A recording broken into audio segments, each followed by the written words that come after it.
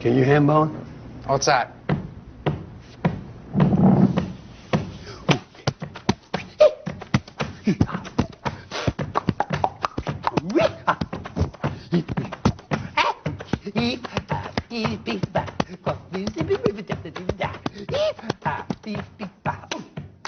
Welcome, ladies and gentlemen, episode 4 of Hillbilly Therapy. They're still allowing us on the air. I am your host, the Hillbilly Therapist himself, Mr. Jake Hill.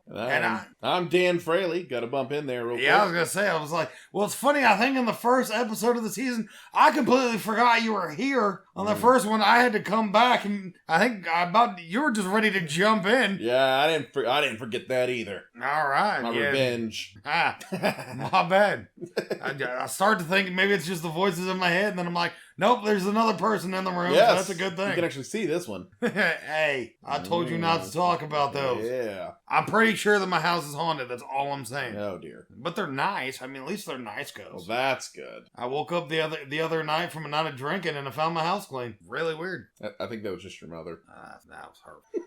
That got a little too personal. Hey, that's more plausible than ghost cleaned your house. That's way more plausible. Then my mom broke into my house after a night of drinking and then cleaned it. Still more likely. And it probably is, actually. It's still more likely. Love you, Mom. All right. So first and foremost, we got to say this for legal reasons. Damn lawyers. Because I can't afford one. Damn lawyers. You know damn well I can't afford no lawyer. I had to hire one for my divorce that lived in the same trailer park. Well, that's good. Right? He was able to buy himself a new pickup truck with the money. Office visits were really easy. He just went down to the trailer and said, "Hey, Larry." That's how it worked. Hey, that's kind of funny. That was my lawyer's name. Woo! Ah, good guess. right? I was going to say, I was like, if you haven't been through a divorce, we'd be like, did you use them too? No. All right, you're happily married. Yeah. You're just going to need a lawyer when your wife kills you. Yeah, it's between her and the police. She's hid the bodies, I guarantee it. Yeah, she ain't as good as she thinks she is. Nah. All right. But this, of course, we got to tell you exactly what we are. We are here to answer your questions.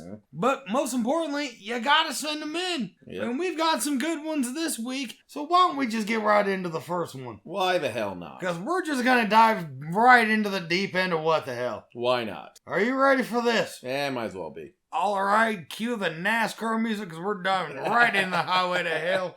This person wants to know, should pedophiles be jailed longer? They don't feel that pedophiles and apparently pedophiles and rapists, they're not getting enough jail time. Yeah, I think that's fair. I think that's pretty fair. I think that's a pretty serious question. Again, we are not actual therapists.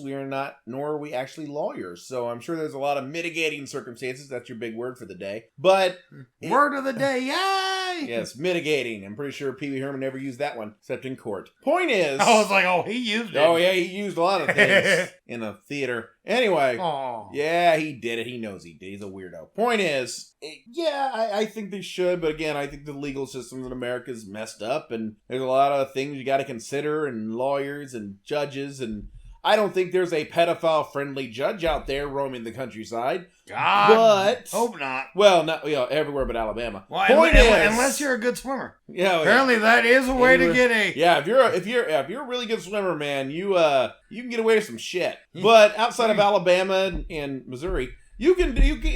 I don't think there's any pro pedophile, but I think at the same time, they consider certain objects, certain things, and make it. I don't know, man. I think what it is, part of it is maybe we should get the people that are there for pot out. Then we'd have room for the rest of these fuckers. Maybe that's what it is. We have too many people in there for pot, so we have no room to put these guys away. Okay, I'm going to go the exact opposite, and this is going to go crazy. Oh, boy. Are you ready for this? There we go. I don't feel like pedophiles should go to prison. Now, after you've all screamed, what the fuck did he just say? Feel free to explain. All right, I'm glad. Luckily, I don't have someone choking me right now. All right, understand this. And this is the point where I'm going to get serious. All right? No, I don't feel like we should be putting them in jail. Why? Because that's my damn tax money. That's your tax money right there. What they need to be doing is taking out fucking back, have their fucking dick and their balls fucking cut off, and watch him fucking bleed to death. I don't give a fuck. This is the point. Yes, you were about to get the dead serious Jake Hill that you guys have not heard on this podcast before. But no, I do not want them sitting in a jail cell. They can fucking bleed to death for all I give a fuck. And that is the point that I want to bring fucking across. If you're listening to this right now and you got a fucking problem, I guarantee you got a shotgun right there and put that fucker in your mouth and pull the trigger. I don't give a fuck if I piss anybody off saying that shit. Fuck off. For those of you that are listening right now, just for the record, you could have took that entire sound clip and he could run for Senate in Mississippi right now. And he'd probably win. Fuck yeah. Yeah, he'd probably win. He'd probably end up with like some kind of cushy Senate seat in Mississippi. For that. That would be your campaign slogan. Fuck the pedophiles. That's what it'd be. Kill pedophiles, damn it. Kill pedophiles. I'm Jake Hill and I approve this message. That's all you need. Bullshit. I'm going one extra. In the 2020 election, Ooh. Jake Hill for president. Dan Fraley is my vice president. You know what? We're running this bitch.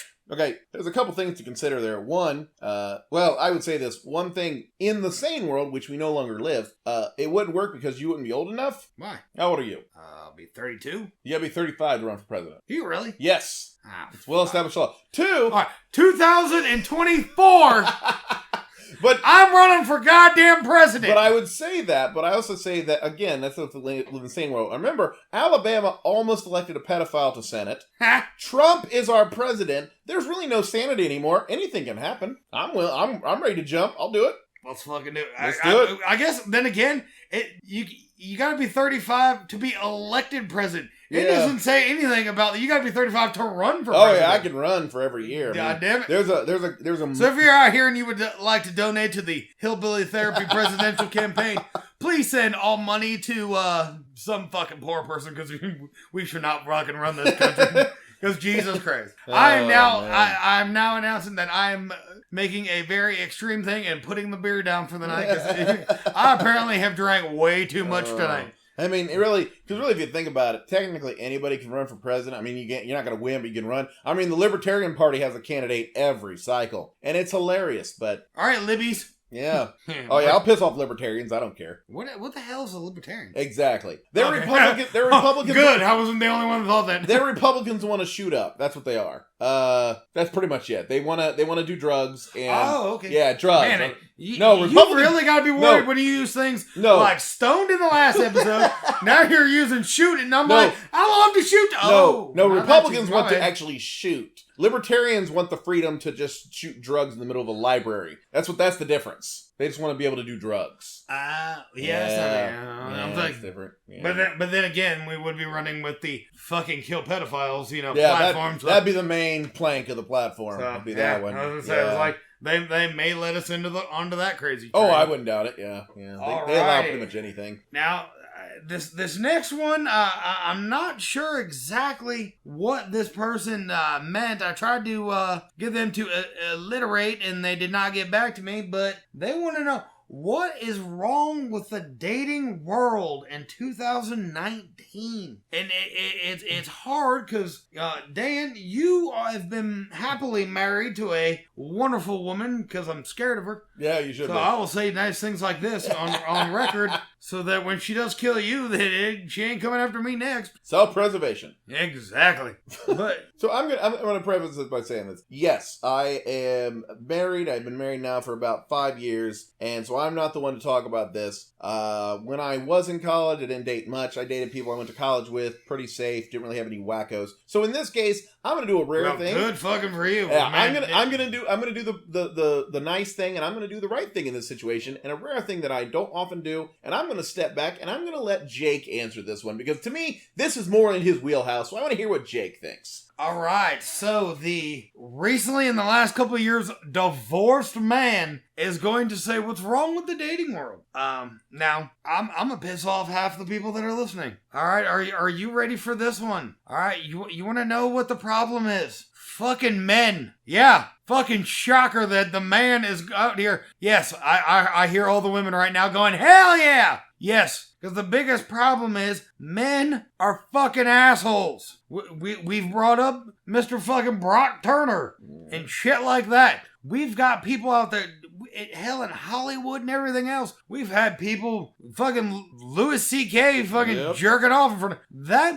If you're the poster child for that kind of shit, you're fucking it up for the rest of us. And now it makes it harder for us because hell, if we try to walk the girl to the damn door, they're thinking, oh great, he's gonna rape me on my front porch. And that's why it's gotten fucking harder. And now here's the other part. Sorry ladies, but I'm coming after you too. Quit fucking the assholes. Cause this is the problem. You create more assholes. Alright? If Jimmy likes to post gym selfies, is getting laid, guess what happens? Every nice guy that's out there that's jerking off in a sock, cause he ain't getting any, guess what he's gonna look at? He's gonna go, wow, why is this fucking asshole getting laid? Oh, what's he doing? He's being an asshole. So guess what happens? Guess what he starts being? A fucking asshole. Stop fucking assholes. This is what you need to do. Go down the street to the computer place where they fix your damn computer every time you fucking break it, alright? And say, would you like to take me out to dinner? And then that night, here's the crazy thing that's gonna happen. He's gonna get out of the car, he's gonna open the door, he's gonna take you to the front porch, he's gonna say, hey, I hope you had a good night. And he's gonna go the fuck home. You know why?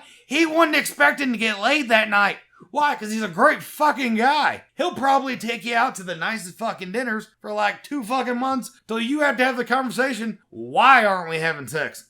And honestly, the best example I can give, go back and look at one of the older episodes of The Big Bang Theory, and there's an episode in it where Howard is like trying to be the nice guy, and she legit is like, why aren't we having sex? And he's like, that was an option?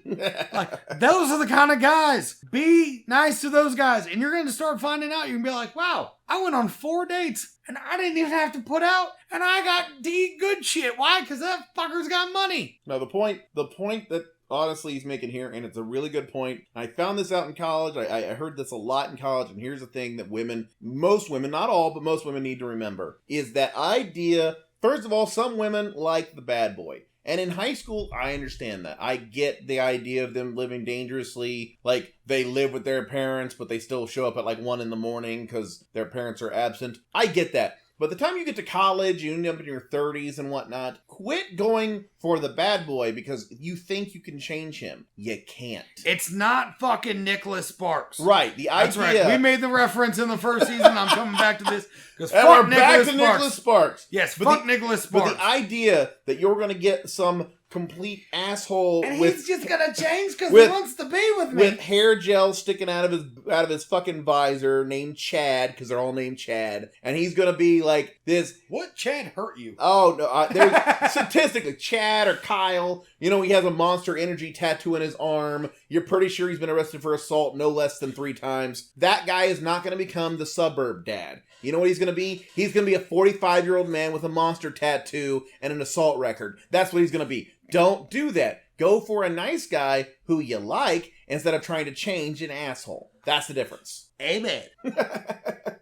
All right, where do we want to go from here? Because we are getting a lot of questions, but please make sure you're sending in your questions. But this is going to be a fun one. Oh, boy. All right, so I'm not sure if you're aware, but this person wanted to know our thoughts on this. That Denver, Colorado, the first place that legalized marijuana, is now legalized magic mushrooms. Damn right. So what are your thoughts, Dan, as the non-drug using guy? I mean, you don't drink, nope.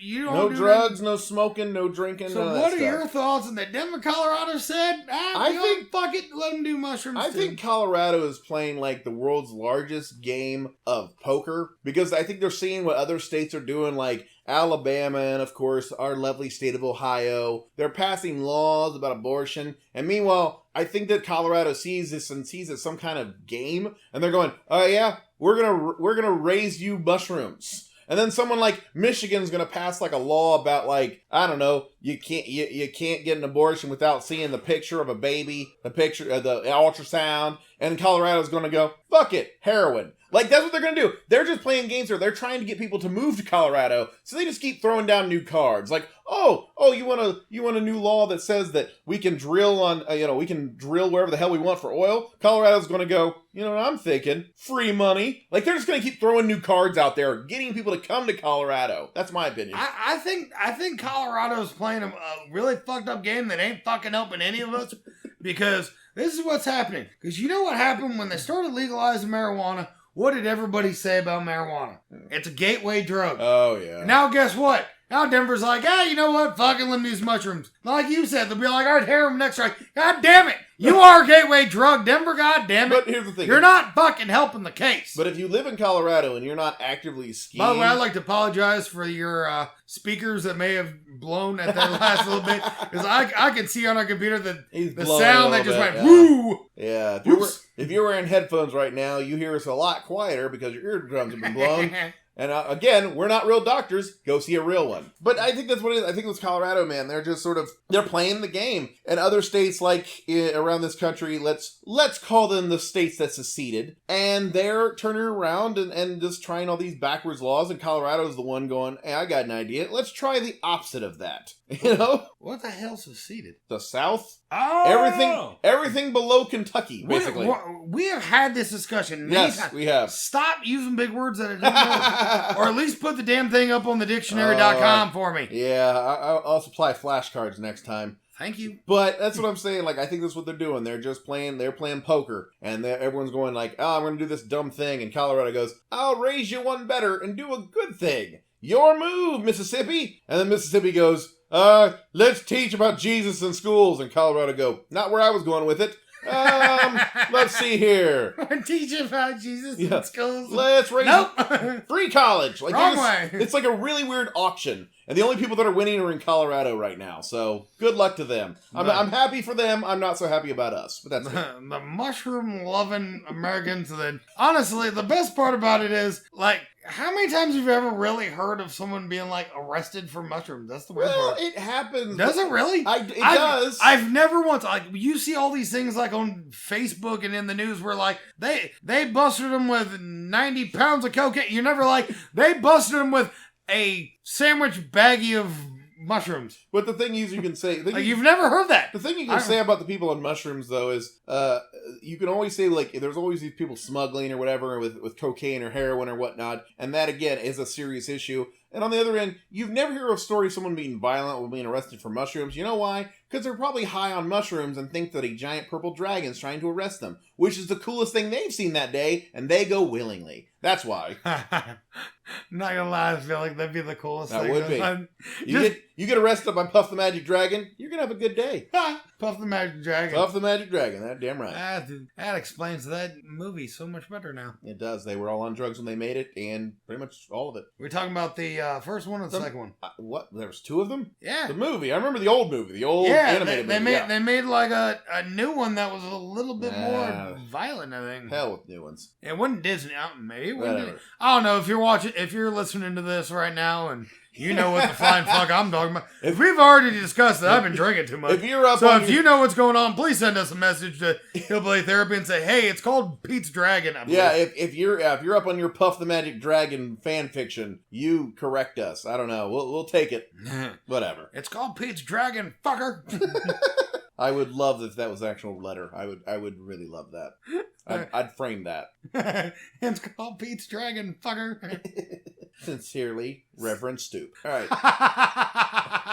All right.